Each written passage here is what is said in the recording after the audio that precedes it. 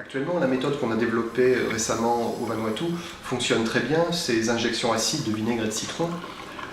On essaye d'aller plus loin et avec le soutien de nos partenaires, l'Aquarium des Lagons et le gouvernement de Nouvelle-Calédonie, on essaye de trouver d'autres formulations encore plus efficaces, plus faciles à transporter ou à mettre en œuvre, qui pourraient bénéficier à tous ces petits pays de la zone Pacifique qui ont peu de ressources et pourtant qui sont confrontés à ce phénomène. Le suivi participatif est quelque chose de fondamental ici, puisque étant donné la superficie de la Calédonie et de ses récifs, en fait on est beaucoup trop peu nombreux, nous les scientifiques, pour surveiller les populations d'acanthaster. Or, cette bascule en fait survient en très peu de temps, en quelques mois, une population d'acanthaster en explosion peut totalement dévaster un récif, un îlot tout entier.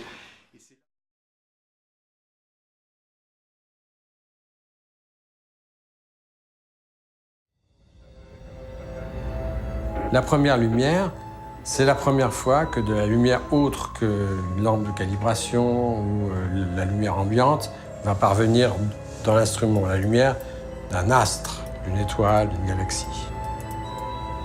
Ce moment-là, j'ai voulu le symboliser en choisissant un objet particulier, un objet caché, secret, qui était l'étoile de Captain.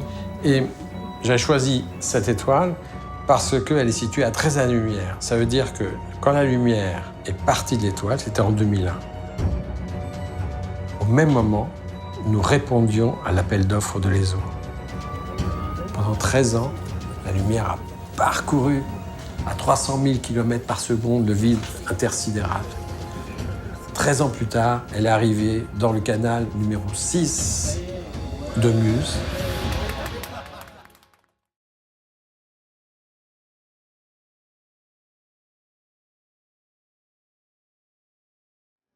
Dans l'Antiquité, les collyres n'étaient pas liquides. Collyrion, en grec, ça veut dire petit pain. Donc c'était des petits pains de cette forme-là, à peu près, plus ou moins gros. Voilà, ils ressemblaient à ça. Ça, ce sont des petits pains qui ont été trouvés à Reims. On s'est demandé pendant très longtemps à quoi servaient ces petites pierres. On a cru que c'était un message secret qu'un amant envoyait à sa maîtresse. Ensuite, on s'est aperçu qu'il y avait un nom d'affection oculaire et que c'était des remèdes. Donc c'est une sorte d'ordonnance médicale qui est directement sur le remède.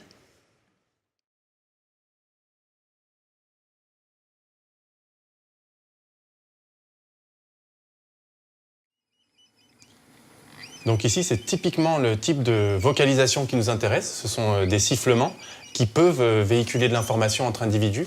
Et par exemple, un individu qui aurait perçu le stimulus olfactif pourrait transmettre cette information aux autres. Et le DMS, on sait, est produit plus dans des zones de nourriture. Donc on pourrait avoir ici des appels sociaux pour s'approcher des zones d'alimentation. Donc on voit le flotteur dans lequel on a déversé le stimulus olfactif, donc le DMS, qui est dans une tache d'huile. D'ailleurs, on devine un peu la tache d'huile qui est en surface. Les points verts sont lorsque les animaux sont sous l'eau, et les points rouges, c'est lorsqu'ils apparaissent en surface. Ici, on a un animal qui s'est joint au groupe, et après être resté à peu près 2 minutes au contact avec le stimulus, les animaux repartent et reprennent leur trajectoire initiale.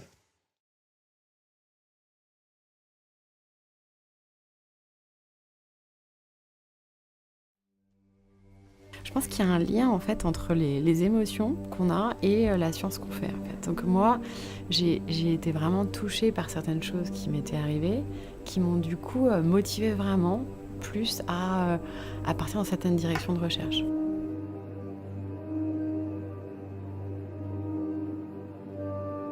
L'objectif de notre équipe, c'est de comprendre l'organisation des circuits qui sous-tendent le mouvement et la locomotion dans la moelle épinière. En fait, on veut essayer de comprendre une énigme qui est l'intégration des informations sensorielles dans le mouvement et d'essayer de comprendre en particulier comment chaque pièce de ce circuit, les neurones qu'il constitue, vont être activés de manière dynamique pour permettre la locomotion.